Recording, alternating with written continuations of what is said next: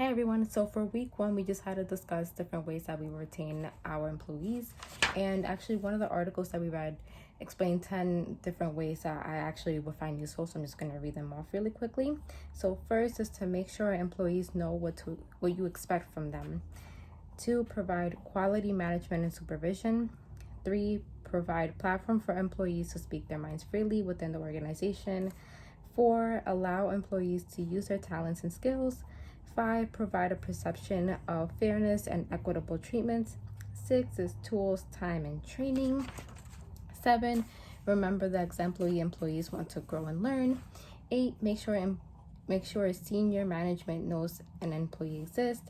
9, never threaten an employee's job or income. And 10, make sure the staff members feel appreciated. So I wanted to use this list in particular because as an employee myself, these 10 different ways are actually ways that would keep me there. I'm not saying it might apply for everybody. At the end of the day, if an employee wants to be in an organization, it's up to them. But I feel like for an organization to grow and prosper, these 10 ways can be very beneficial. So, for example, number 1, making sure the employees know what you expect from them. I've seen it happen myself. If we don't know what to expect or how the manager wants us to behave or even how to handle a certain situation, we're gonna just act on our own accord, whether we know it's right or wrong according to the organization. So it's honestly so much more helpful as an employee to know really what the managers expect from us, because then we won't understand like, oh, why are we being punished if we were never told this is exactly what you wanted. So better to clear that up in the air.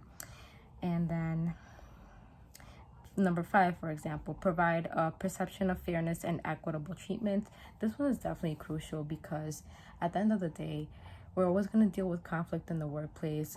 Somebody might make a mistake, and it's always important to make sure that the treatment is fair and definitely equitable, because not every situation is created equal. I think at the end of the day, you'll have to think about like things happen on a case-by-case situation. So that's how you have to really look at certain things, even though there can be rules that are applied overall. It's just at sometimes you just really got to look at it case by case. And then just one more example. Let's see. Make sure senior management knows and an employee exists. This is very crucial because as a senior management, even though you're high in the ranks, and depending if you have let's say you have a large organization and you don't really know who your employees are, that's kind of not going to help you understand really where your organization is going. So, I mean, coming from my personal experience, I was kind of just baffled, very surprised that the senior director of the department I work for actually knows my name.